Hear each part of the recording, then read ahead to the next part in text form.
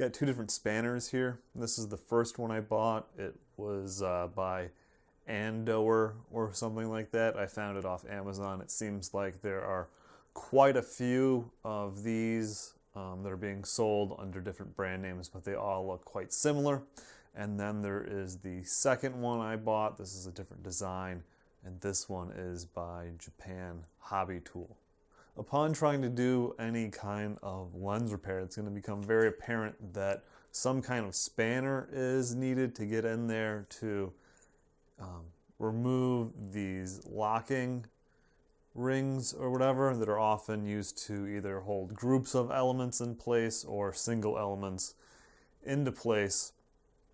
And so it's very important to have a tool that has enough precision and won't slip so you don't cause any damage.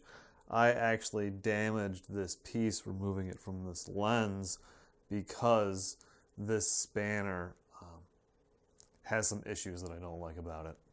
Taking a closer look at the spanner, you can see that there are two rails and these actually aren't completely straight, so there's a little resistance adjusting it, but then just some thumb screws that can be loosened.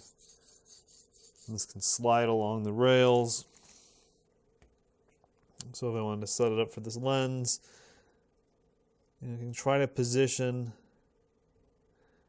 where everything needs to go inside, but there's a lot of play in the adjustment. So if I want it there and I pull it out and it moves it all, when I try to tighten things, I'm going to go back and it's not going to fit, so I need it to be a little closer. And so maybe I move it a little closer and then it's not going to fit because it's too close, and so I got to loosen. And so getting it adjusted into place can be quite difficult. But beyond that, let me really tighten it down. Even really tightened the thumb screws down. You know, if I squeeze a little hard, like, you know, I was having some difficulty removing part of a lens, you can see that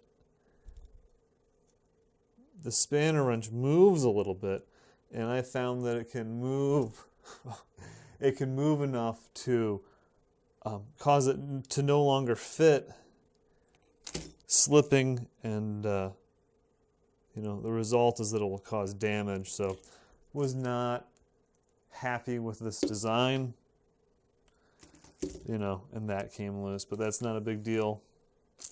And it came with screws and hex wrenches and set screws to, I suppose, replace the thumb screws and really tighten it down, but I want something that's adjustable, and it just seemed like too much work. So this one was $25.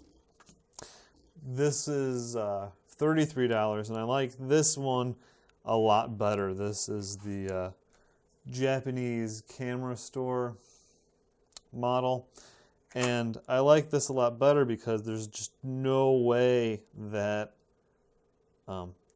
the wrench can move. There's just two sets of screws, or, you know, bolts or whatever, that just tighten into place, and then it's just super solid, and it comes with the two heads that are needed. This one comes with three. Overall, I don't like the design of the generic spanner wrench. I have too much problems using it. It's difficult and time-consuming to adjust. Using it is always worrisome, worried about it slipping and causing damage to a lens that I'm working on. And I mean, it's damaged at least three that I can remember using it on, which is why I bought a different one in the hopes that it would be better. The Japan camera tool store, whatever, supply, much better tool. I don't have to worry about it slipping at all and changing size, and I just find that it's a much easier thing to grab hold of and use. versus this, where with the rails in the way, you know, it's kind of like you're using chopsticks. And then to turn, it's very unnatural, and then it's probably going to slip out of the way. So I wouldn't recommend this. Go with the Japan camera tool. So in addition to the camera tool, I also have the vacuum rubber pieces that are great at removing lens nameplates, so you can disassemble a lens and get at the rest of it.